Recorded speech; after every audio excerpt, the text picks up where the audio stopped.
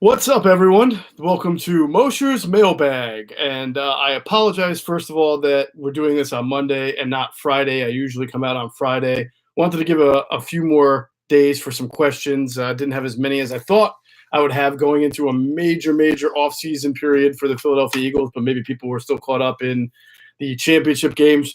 Crazy conference championship games this weekend. My heart feels for Andy Reid. I was rooting for him, but Veach, the GM. I know some of those guys and over there in Kansas City, and I've been rooting for them. But unfortunately, we got the Patriots back in there again, and really interesting game between the Saints and the Rams.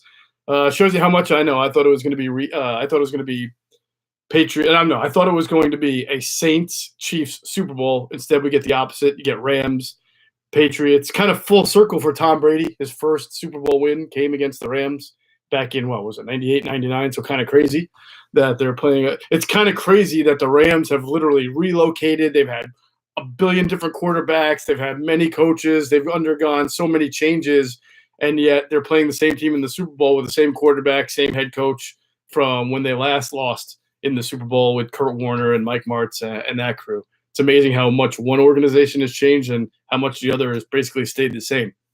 But I want to get into this offseason and answer some of the questions surrounding the Eagles. And I have a few that I want to get into. And I'll remind you, as I sent out through Patreon messaging, I'm writing every, Monday through Friday in the offseason. We're going to do a lot of coverage of what goes on in free agency, draft, Eagles moves. This past week, I teamed up with Adam Kaplan, and we broke a few stories on some coaching changes in the Eagles staff. They fired or they did not retain their defensive line coach. They did not retain their wide receivers coach. They did not retain their assistant offensive line coach, Eugene Chung.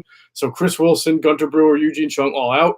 Obviously, I will try to keep you guys informed of who's going to be in, and there were some questions surrounding that as well. So let's first get into some of the questions. The first questions, I should say, came from Adam J. And he had a number of good questions, and some of the stuff I'm going to write about moving forward, some of the stuff I've already written about. My story that came out on Friday was previewing the offense and all of the cap casualties, changes, free agent scenarios, everything going on with the offense as the Eagles approach this offseason. Pretty soon I'll also have the defense come out, probably today.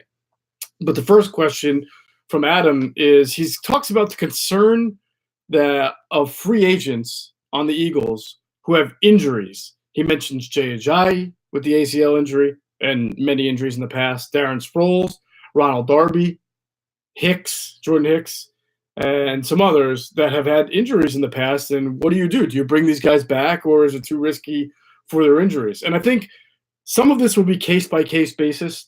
There's not an across-the-board approach. But I do think with certain players who are young, who you might want to retain, like a Ronald Darby and a Jordan Hicks, the fact that they got hurt enables the Eagles to maybe get these guys at a discount rate. These guys are hoping to stay healthy, have huge years, and enter either free agency or their contract talks with the Eagles expecting to get paid like some of the top players of their position. That's probably not going to happen for them now because they did not stay healthy and therefore were not productive. So the Eagles can take that opportunity to then, for a guy like Ronald Darby or for a guy like Jordan Hicks, say, hey, we'll sign you to, a 2 or 3 or 4 year deal, but we'll put incentives in it. You get more money if you stay healthy. We're not going to pay you top of the line money because you didn't show that you deserved it because you A, weren't healthy, or B, weren't productive enough. A case with Jay Ajayi, is there a chance he'll be back? Yeah, but I kind of think that the Eagles are first going to look to try to discover and develop and draft their own 3-down running back. One of the big narratives of the last 2 years is that Doug Peterson prefers a running back committee, and I actually believe that that's not true at all. I think that's been more out of necessity because he hasn't had a great 3-down running back. He hasn't had a Kamara. He hasn't had a Kareem Hunt. The closest thing he's had is a Darren Sproles, and he's really not a 3-down running back, and he never has been. But he needs a running back who can run, who can catch, who can pick up the blitz, and who's young and can be developed within this offense. I don't think he wants to continue to have the committee that he's had ever since he's taken over this team. It's just been he's had no other choice. That's my view on it. I've ran that through some people. They agree with me. So we'll see if they actually get themselves a running back this offseason. But Ajayi could be a guy that they bring back if they're unable to get in the draft that guy. I don't think Ajayi is going to be one of those guys who signs immediately in free agency because he's coming back from an ACL injury and he has a history of knee injuries. And then there was the broken back and everything. I think he'll be around for a while before he signs. So my other option, I think, that I see as a great option for both Ronald Darby and Jordan Hicks, and maybe good for the team that signs him, whether it be the Eagles or somebody else, is a 1-year prove-it deal. You see guys signing this a lot more. If you remember, Jeremy Maclin signed this coming off of his ACL injury with Chip Kelly that year. He signed a 1-year prove-it deal, had a great year in the Eagles offense, and then he went and signed a huge contract with the Kansas City Chiefs. So a lot of guys are willing more to bet on themselves. Joe Flacco played under the franchise tag with the Ravens, won the Super Bowl, and then became the highest paid quarterback in the sport afterward. I think it's best for Darby and Hicks, personally, to really explore signing a 1-year deal. And I think it'll be good for the Eagles to do that too. Bring these guys back on 1-year deals and make them prove that they can stay healthy. And if they can, then both of those guys will go into free agency next year with a chance to make more money or re-sign with the Eagles on a really good contract. Like when Tim Jernigan came here, he was playing technically on a 1-year deal because it was the 4th year of his 4-year deal. And he played so well 2 years ago that he earned that contract extension before the end of the year. Same thing with Alshon Jeffrey. Came here on a 1-year deal, wanted to prove that he could stay healthy and be productive. He did. And he wound up signing, even though he didn't stay healthy, actually, he played through a shoulder injury that he had all year. He was productive, and he signed a 1-year deal. So I would expect Ronald Darby and Jordan Hicks, in particular, to sign 1-year deals. I think if I had a handicap, one of them coming back would be Hicks first. Darby, I'm not sure 100% fits what Jim Schwartz wants. He likes tall, physical corners. He likes to play off coverage. To me, Darby, we know he's not tall. We know he's not very physical. And he, to me, excels more in a press coverage. So it wouldn't surprise me if Darby looked around the league for a better place, a better home. And I don't know if the Eagles would be, upset if they didn't bring him back, especially given how Avonte Maddox played. They're probably still going to put their time and effort into developing Sidney Jones. And, you got Rasul Douglas, played well, not great, but well, much better at the end of the year. I think the stats are that the Eagles' DVOA, their adjusted defensive metrics, were better over the last 5 or 6 games than they were for the first 10. So that tells you that Douglas and Maddox started to get the job done. As far as Ajayi, again, I think he'll be a free agent for a while. He might come back. I don't think he's going to be number 1 on their priority list, but we'll see. Mike Wallace is another guy who I think can sign. He signed a 1-year veteran deal. He said he took less money to come play for the Eagles because he wanted to be in a winning environment, and we'll see what happens. I mean, he was active from IR. They brought him back, but he was not active in any of their playoff games. If he does come back, it'll be a 1-year deal, I assume, veteran minimum again. Adam also asked about some potential free agents and what they should expect, the guys who don't have injury history, say Brandon Graham or Golden Tate. Those are the 2 big names. Both of those guys are expected to test the market. What will they command? I know for a fact from talking to sources close to the situation that Brandon Graham has been discussing his contract with the Eagles going back to last offseason. There was an offer made. It was not satisfactory for Brandon Graham. I think Brandon's looking for probably something in the 12 to 15 million a year range for a pass rusher on free agency. It's not crazy. Guys tend to do well in free agency at that position. I don't think that's a financial figure that the Eagles are willing to commit to. I'm not sure that Brandon's going to get that kind of offer, though, from a team that's competitive. Usually teams that have a lot of cap space are rebuilding, like the Jets, and they have a lot of space because they don't have a lot of money invested in a quarterback or because they've been bad. So Brandon will probably have to weigh a very good financial offer from a team that may or may not be competitive versus a financial offer from the Eagles that's not as competitive, but they're a better team. So while it seems like Brandon Graham's got 1 foot out the door, I wouldn't slam the door on him coming back. I don't know if it's likely. I would probably say he's going to leave if a good team offers him good money and better money than the Eagles, but you never know. As for Golden Tate, it's been rumored that he's looking for money similar to what Jarvis Landry signed with the Browns. Landry signed a 5-year, $75 million deal with $47 million guaranteed. I don't know if Golden Tate can command that kind of money at his age. being 30 years old, but he has been a highly, highly productive receiver, a guy with a lot of 100-catch seasons, 1,000-yard seasons, excellent slot receiver in a game that's getting catered more toward middle receiver, interior receiver production. So I don't think he's going to get 5 years, 75 million, which is about my quick math tells me what, 15 million a year. No, that's not right. Is that right? 5, 20, yeah, 15 million a year, but maybe he gets 10 to 11 million a year. And I'm not sure that the Eagles are going to be able to pay that. So I think the Eagles would rather re-sign Nelson Aguilar to a long-year deal and lower Nelson's cap number from 9 million next year, make it a little lower, but give him more money over the long haul. They clearly like Nelson Aguilar. They did not take that many snaps away from Nelson, even though Golden Tate was there. In fact, they took more snaps away from Golden, who was used to playing the whole game. So that to me tells me that they're probably going to go forward with with Nelson Aguilar in the slot and let Golden Tate walk. And for both Golden Tate and Brandon Graham, they increased their chances of getting a very good compensatory pick in 2020. Last question from Adam says, are there anybody that might become a cap casualty that they're under contract but will probably get released? Clearly, Jason Peters is in that category. He's going to make he carries a cap figure of, I believe, $10 million.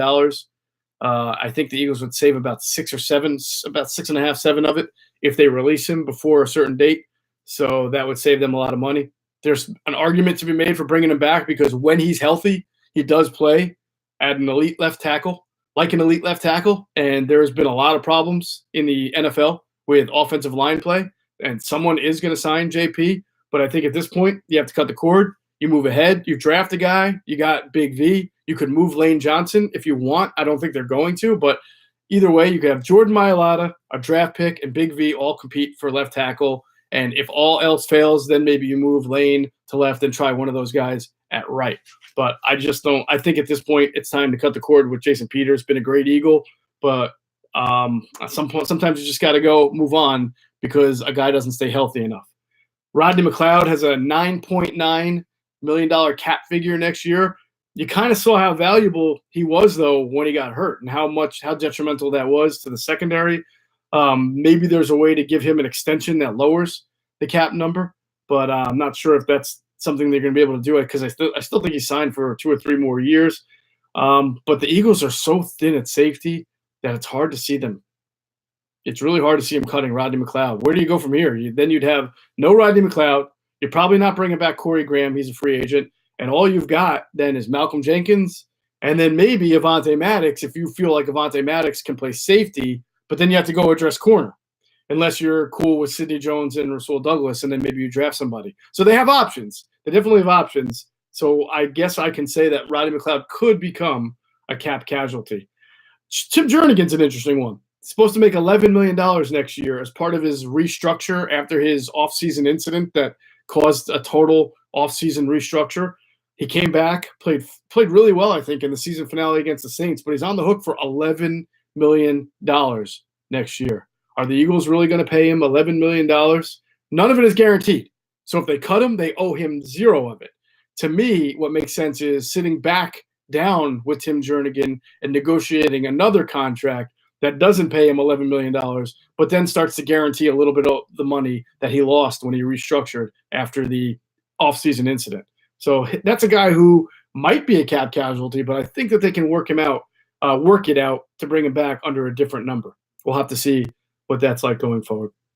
Adam also asked about Foles and the franchise tag. I wrote a story about that. I've written 2 for Patreon over the past few weeks. I think it's just really risky to put the franchise tag on Foles and have him on your books for $25 million. And then it forces you to work out a trade to get that off.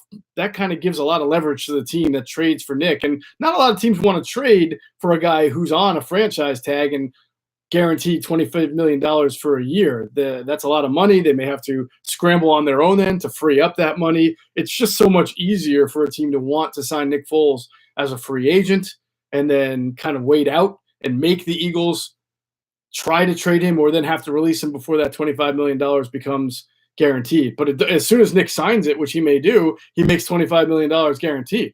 So it's a whole cat and mouse game that kind of gets very tricky. Listen, I don't put anything past Howie. He may find a trade partner in the next 2 weeks, and it may make total sense to opt in or franchise tag him, knowing he has a deal done. But if not, then it's too risky. And I've said all along, I think Foles winds up becoming an unrestricted free agent and signing somewhere. I'll stick to that, but I will not discount Howie's ability to find trade partners. Last question came from Yovarni. So I wrote about the firing of defensive line coach Chris Wilson and what that means for the Eagles. They really should go ahead and find a coach, with NFL experience. Chris Wilson came from the college ranks. Gunter Brewer came from the college ranks. Both of them get fired. It seems to me that the Eagles probably need NFL coaches who can better relate to their players and have experience. But specifically for Jim Schwartz, he needs to find a defensive line coach who is familiar with the wide nine scheme that Jim runs and the one gap scheme that Jim runs. And Giovanni asked, well, what does that mean? What is the wide nine and what is the one gap technique? And maybe what I'll do is I'll take some still pictures of the technique and the formation and add it into the Patreon post so that while you watch this video, you can also go back to the post, the story, and then see the still pics. But usually defensive ends line up right across from the offensive tackles, right? But in the Jim Schwartz scheme, the defensive ends line up further outside, right? Imagine that there's a tight end next to the offensive left tackle and a tight end next to the right tackle. Well, Jim likes to take his defensive ends and play them outside of where the tight ends would ordinarily be. That gives them more space to work around the edges and race toward the quarterback, and it means that the tackles have to cover more ground. And when you have really fast edge rushers like Chris Long, like Derek Barnett, like Brandon Graham, or even Michael Bennett, when he plays on the outside, it's difficult for those tackles to work one-on-one in that space. They can't get any help unless there's a running back in to protect, and they can't get much help from the left guard or the right guard sometimes. So that's called the wide nine scheme. You take your defensive ends out and put them in what's called the nine technique. You're lining them up outside the tight end, and even if a tight end's not there, you're putting them in the same spot. Not every team does it. A lot of teams do it on third down. The Bears did it. I showed you some examples in the last Patreon post using all 22, where you put your pass rushers on the outside and let them race toward the quarterback. As far as the one gap technique that Jim plays, that means that the defensive linemen, your defensive ends and your defensive tackles on the inside, when the ball is snapped, they go right through the gaps, right for the quarterback or the running back. Their mission is to either hit the quarterback or to divert the running back, meaning they fly up on the running back so quickly that they force him to reverse or pivot or slow him up. Some teams that play a 3-4 defense especially, they get bigger defensive linemen, 320-pound defensive linemen, and those guys play a two-gap scheme, which means they don't fly through the gap between the center or the guard and the tackle. What they do is try to play both gaps. So as soon as the ball is snapped, they engage with the offensive lineman. Instead of flying right past them, they engage with the offensive lineman, and they kind of read which gap they think the running back is going to come into. Is it going to come between the center and the guard, or is it going to come between the center and the left guard or right guard, or is it going to come between the guard and the tackle? So all the linemen engage with the offensive lineman, and then they make their move toward the ball carrier or the quarterback. It slows them up in the pass rush a little bit. Jim likes to have those guys full throttle going at the quarterback or the running back. And the difference in attack is when you play Jim's scheme, a one-gap scheme, and you fly at that quarterback, those offensive linemen go right into the second level. So they get their bodies on those linebackers and safeties really quickly. So it's incumbent upon the linebackers and the safeties to know how to get off the tackles from the offense, to get off the blocks, either get around them, and that's really what Nigel Bradham and Jordan Hicks are best at. They're not going to sit there and throw around a 325-pound center or guard. They're going to go around him. But in a 3-4 defense or in a two-gap defense, the pressure is off the linebackers so much to have to make these one-on-one tackles and get off these offensive linemen because the defensive linemen are holding them up. So it's just a different philosophy, a different attack strategy. And I think with Jim Schwartz hiring a new defensive line coach, he clearly has to hire somebody who has familiarity with that scheme. All right, that's going to do it for this week's edition of Mosher's Mailbag. I hope I wasn't too Xy and Oy there and confused everybody. Hope I cleared up the situation. And again, a lot of the stuff I'm going to be writing about as we talk about the offseason moves that the Eagles have to make, and we go through the offense, defense, special teams, who's coming, who's staying. I'll be writing about it all. So thanks, everybody, for your patronage, your support. Look forward to more stories and interacting with you either Friday, again, for the next Mosher's Mailbag. All right, have a great week, everybody. Take care.